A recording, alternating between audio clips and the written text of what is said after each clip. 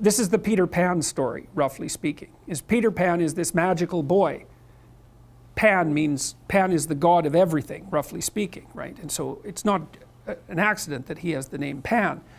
And he's the boy that won't grow up. And he's magical. Well, that's because children are magical. They can be anything. They're nothing but potential. And Peter Pan doesn't want to give that up. Why? Well, he's got some adults around him, but the main adult is Captain Hook. Well, who the hell wants to grow up to be Captain Hook? First of all, you've got a hook. Second, you're a tyrant. And third, you're chased by the dragon of chaos with a clock in its stomach, right? The crocodile. It's already got a piece of you. Well, that's what happens when you get older. Time has already got a piece of you. And eventually, it's got a taste for you. And eventually, it's going to eat you.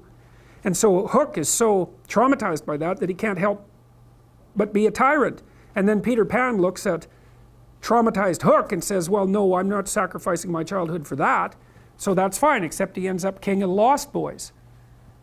In Neverland, well, Neverland doesn't exist, and who the hell wants to be king of the Lost Boys?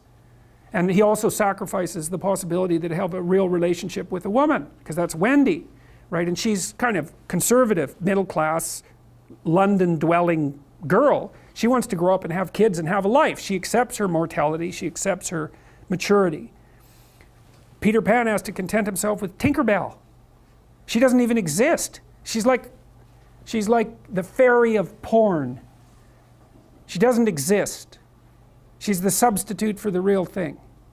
And so, but the dichotomy that you're talking about is very tricky, because there's a sacrificial element in maturation, right? You have to sacrifice the pluripotentiality of childhood for the actuality of a frame.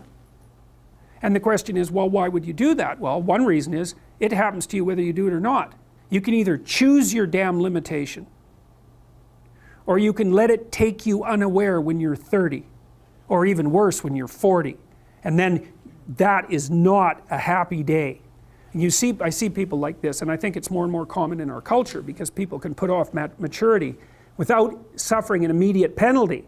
But all that happens is the penalty accrues, and then when it finally hits, it just wallops you. Because when you're 25, you can be an idiot. It's no problem. Even when you're out in a job search, it's like, well, you don't have any experience and you're kind of clueless. It's, yeah, you're young, it's no problem. That's what young people are like, but they're full of potential. Okay, well, now you're the same person at 30. It's like people aren't so thrilled about you at that point. It's like, what the hell have you been doing for the last 10 years? Well, I'm just as clueless as I was when I was 22. It's, yeah, but you're not 22. You're an old infant, right? And that's an ugly thing, an old infant.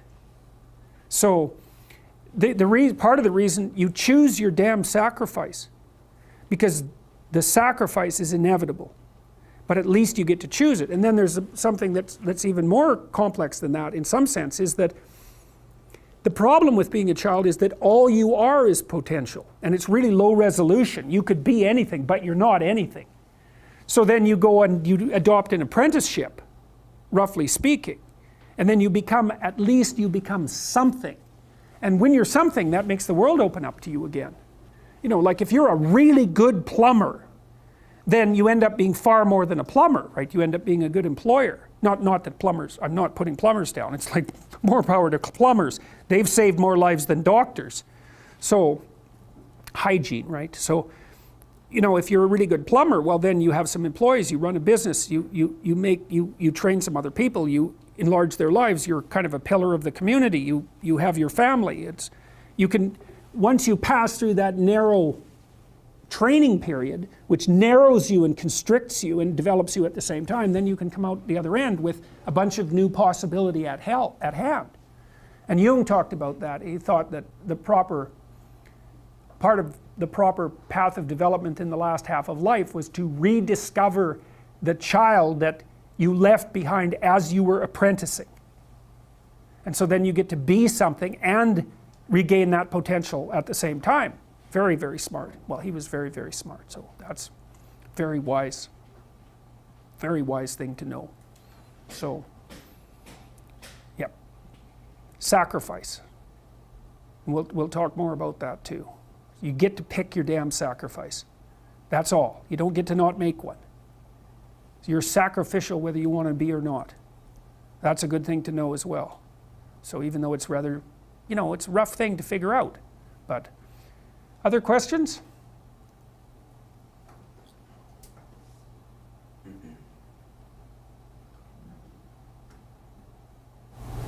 I have one if no one else. Okay.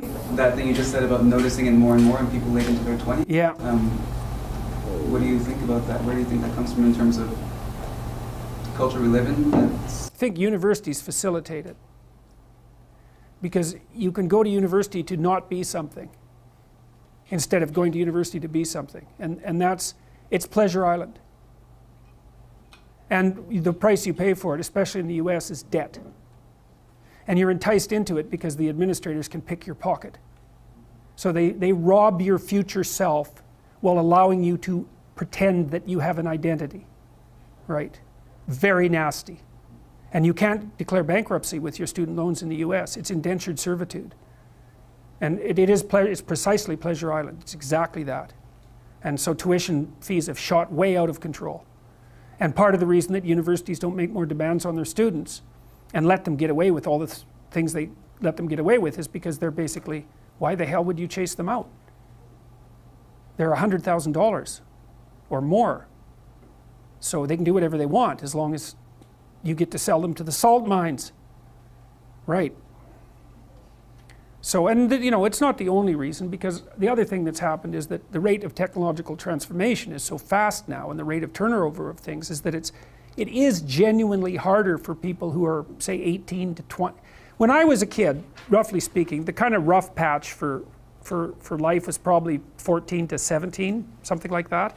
Now I think it's 18 to 25, something like that. And I think the reason for that is that all the jobs that the bloody hippies complained about being doomed to in the 1960s have now disappeared. Their problem was, oh my God, I'm going to go have to work for a corporation and get a salary for the rest of my life. And then I'll just end up in it with a pension, and that'll be my whole life. It's like, well, it seems like a lot better deal than an endless round of part-time Starbucks jobs. So, some of it is that. There's